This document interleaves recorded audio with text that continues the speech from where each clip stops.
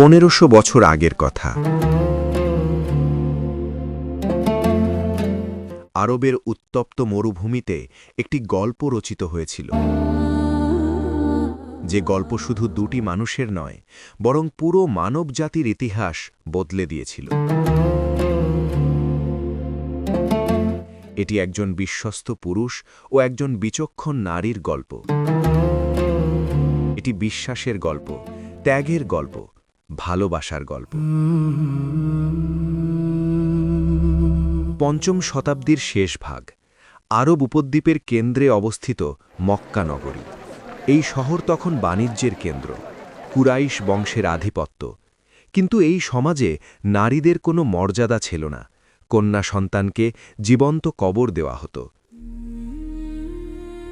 এই অন্ধকার সমাজেই জন্ম নিলেন দুটি অসাধারণ মানুষ, যারা একদিন ইতিহাস বদলে দেবেন। প্রায় 555 খ্রিস্টাব্দ, মক্কার সম্ভ্রান্ত খুয়াইলিদ পরিবারে জন্ম নিলেন এক অসাধারণ নারী, খাদিজা বিনতে খুয়াইলিদ। তার পিতা ছিলেন মক্কার বিখ্যাত ব্যবসায়ী। ছোটবেলা থেকেই খাদিজা ছিলেন অন্যদের থেকে আলাদা, বুদ্ধিমান, সাহসী, ন্যায়পরায়ণ। যৌবনে তিনি দুইবার বিবাহিত হন, প্রথমে আবু হালা, তারপর আতিক ইবনে আইজ। দুজনেই মারা যান। দুটি বিয়েতে সন্তান হয়, কিন্তু খাদিজা দমে যাননি। তিনি নিজেই পরিবারের ব্যবসা পরিচালনা শুরু করেন। শীঘ্রই তিনি পরিচিত হলেন তাহিরা, পবিত্রা নামে। মক্কার পুরুষ শাসিত সমাজে তিনি হয়ে উঠলেন সবচেয়ে সফল ব্যবসায়ী। তার কাফেলা যেত সিরিয়া, ইয়েমেন, বিভিন্ন দেশে। মক্কার অনেক সম্ভ্রান্ত পুরুষ তাকে বিয়ের প্রস্তাব দিয়েছিলেন। খাদিজা সবই প্রত্যাখ্যান করেছিলেন, হয়তো নিজেও জানতেন না কিসের। 570 খ্রিস্টাব্দ, মক্কায় জন্ম নিলেন আরেকটি শিশু। জন্মের আগেই মারা গেলেন বাবা আব্দুল্লাহ। মাত্র 6 বছর বয়সে মারা গেলেন মা আমিনা। তারপর দাদা আব্দুল মুত্তালিব, তিনিও 2 বছর পর চলে গেলেন। এই এতিম শিশুটি বড় হলেন চাচা আবু তালিবের কাছে। দারিদ্র্যের মধ্যে বড় হলেন, ছাগল চড়ালেন, কিন্তু কখনো মিথ্যা বললেন না, কাউকে ঠকালেন না। মক্কার মানুষ তাকে ডাকত আল আমিন, বিশ্বস্ত।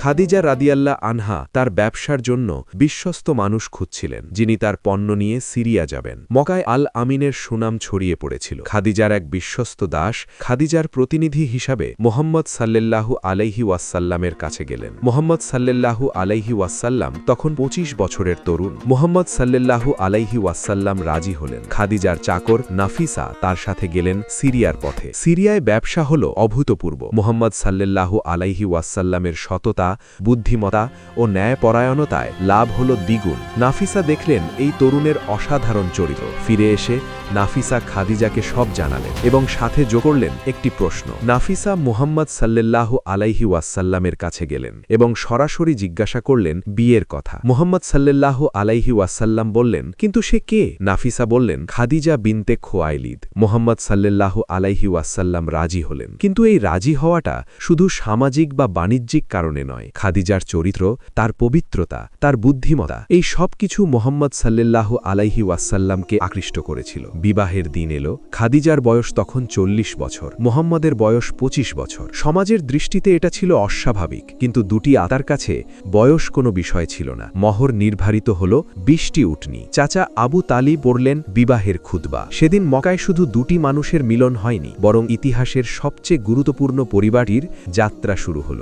বিবাহের পর শুরু হল জীবনের সবচেয়ে সুন্দর অধ্যায়। খাদিজা রাদিয়াল্লাহ আনহা ছিলেন মোহাম্মদ সাল্লাল্লাহু আলাইহি ওয়াসাল্লামের জন্য স্ত্রী, বন্ধু, পরামর্শদাতা, অনুপ্রেরণা। আর মোহাম্মদ সাল্লাল্লাহু আলাইহি ওয়াসাল্লাম ছিলেন খাদিজার জন্য সবচেয়ে বিশ্বস্ত সঙ্গী। মোহাম্মদ সাল্লাল্লাহু আলাইহি ওয়াসাল্লাম কখনো খাদিজার সামনে কণ্ঠ উঁচু করেননি, কখনো তাকে কষ্ট দেননি। ঘরের কাজে সাহায্য করতেন, সন্তানদের সময় দিতেন। এই দম্পতির 6 সন্তান হয়। 2 পুত্র কাসিম ও আব্দুল্লাহ, উভয়ই শিশুকালে মারা যান, এবং 4 কন্যা জায়নাব, রুকাইয়া, উম্মে কুলসুম ও ফাতেমা। ফাতেমা রাদিয়াল্লাহ আনহা হবেন পরবর্তীতে নবীর সবচেয়ে প্রিয় সন্তান। কিন্তু সব সন্তানের মধ্যে মা খাদিজার আদর ছিল সমান। 25 বছরের দাম্পত্য জীবনে মুহাম্মদ সাল্লাল্লাহু আলাইহি ওয়াসাল্লাম আর কোনো বিয়ে করেননি। খাদিজা জীবিত থাকা পর্যন্ত তিনি ছিলেন একগামী স্বামী।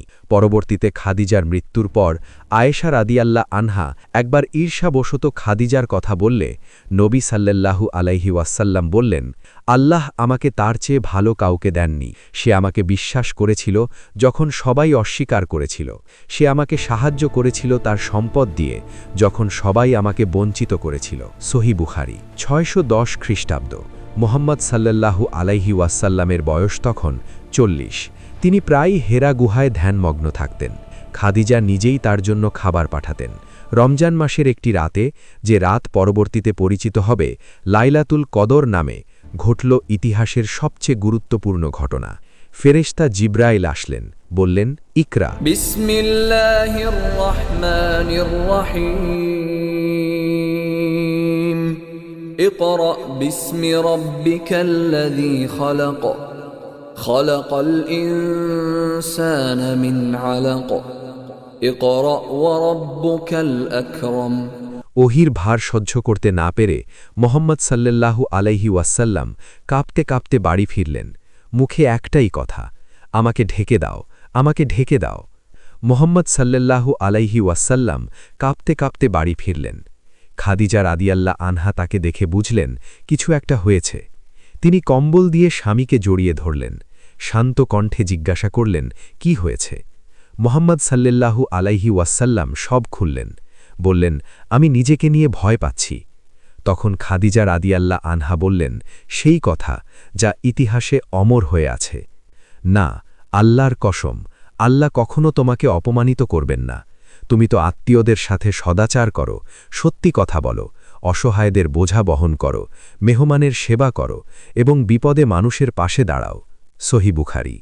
এই মুহূর্তটি শুধু একজন স্ত্রীর সান্ত্বনা ছিল না, এটি ছিল ইসলামের প্রথম সাক্ষ্য, প্রথম বিশ্বাসী, প্রথম সমর্থক, প্রথম ত্যাগী। খাদিজা রাদিয়াল্লাহ আনহা হলেন বিশ্বের প্রথম মুসলিম। তিনি তার স্বামীকে নিয়ে গেলেন তার চাচাতো ভাই ওয়ারাকা ইবনে নৌফেলের কাছে, যিনি ছিলেন বাইবেল জ্ঞানী একজন মানুষ। ওয়ারাকা সব শুনে বললেন, এটাই সেই ফেরেশতা যিনি মুসা আলাইহি সালামের কাছে এসেছিলেন। ইসলামের দাওয়াত শুরু হল। মক্কার কুরাইশরা ক্ষুব্ধ হল। নবীকে পাগল বলল, জাদুকর বলল, কবি বলল। কিন্তু ঘরে ফিরলে অপেক্ষায় থাকতেন খাদিজা। খাদিজা রাদিয়াল্লাহ আনহা তার সমস্ত সম্পদ উৎসর্গ করলেন ইসলামের পথে। দাসদের মুক্তি দিলেন, গরিব মুসলিমদের সাহায্য করলেন। ইসলামের প্রথম মসজিদ, প্রথম সমাবেশ, সবকিছুতে তার অর্থায়ন। যখন মক্কার সমাজ মুসলিমদের বয়কট করল, শিয়াব আবি তালিবে মুসলিমরা ৩ বছর অবরুদ্ধ, তখন খাদিজাও স্বামীর সাথে সেই কষ্ট ভোগ করলেন। ক্ষুধা, কষ্ট, অপমান কিছুতেই তার ঈমান টলেনি, বরং প্রতিটি কষ্টে তিনি স্বামীর পাশে আরও দৃঢ়ভাবে দাঁড়িয়েছিলেন। ৬১৯ খ্রিস্টাব্দ। শিয়াব আবি তালিবের অবরোধ শেষ হল, কিন্তু ৩ বছরের কষ্ট খাদিজার দেহকে দুর্বল করে দিয়েছিল। তার বয়স তখন ৬৫ বছর। একদিন নবী এলেন। খাদিজা শুয়ে আছেন, শ্বাস নিতে কষ্ট হচ্ছে। নবী তার পাশে বসলেন, হাত ধরলেন। জিব্রাইল আলাইহিসসালাম এসে খবর দিলেন, আল্লাহ তাআলা খাদিজাকে জান্নাতের একটি বাড়ির সুসংবাদ দিয়েছেন। নবী এই সুসংবাদ খাদিজাকে জানালেন। খাদিজা রাদিয়াল্লাহ আনহা শেষবারের মতো স্বামীর দিকে তাকালেন। তার মুখে ছিল প্রশান্তির হাসি। রমজান মাসের ১০ তারিখ, নবুয়তের ১০ম বছর, খাদিজাতুল কুবরা রাদিয়াল্লাহ আনহা ইন্তেকাল করলেন। নবী নিজের হাতে খাদিজাকে দাফন করলেন, কবর খুঁড়লেন। এই বছরটি ইতিহাসে পরিচিত হল আমুল হুজন, দুঃখের বছর, কারণ এই বছরই মারা গেলেন চাচা আবু তালিবও। কিন্তু খাদিজার স্মৃতি নবীর হৃদয় থেকে কখনো মুছে যায়নি। মৃত্যুর বহু বছর পরেও নবী খাদিজার বান্ধবীদের উপহার পাঠাতেন, তার কথা শ্রদ্ধার সাথে স্মরণ করতেন।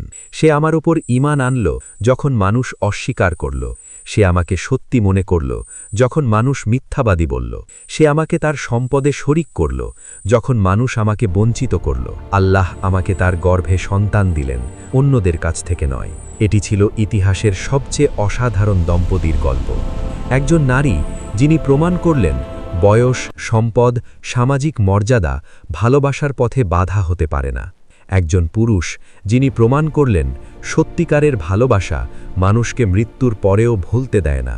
খাদিজা রাদিয়াল্লাহ আনহা শুধু একজন স্ত্রী ছিলেন না, তিনি ছিলেন ইসলামের প্রথম স্তম্ভ, প্রথম বিশ্বাসী, প্রথম সমর্থক, প্রথম ত্যাগী। তাদের ভালোবাসা শুধু রোম্যান্টিক ছিল না, এটি ছিল বিশ্বাস, সম্মান, বিশ্বস্ততা ও ত্যাগের ভালোবাসা। আজও পৃথিবীতে যখনই সত্যিকারের ভালোবাসার কথা বলা হয়, খাদিজা ও মুহাম্মদের নাম উচ্চারিত হয়।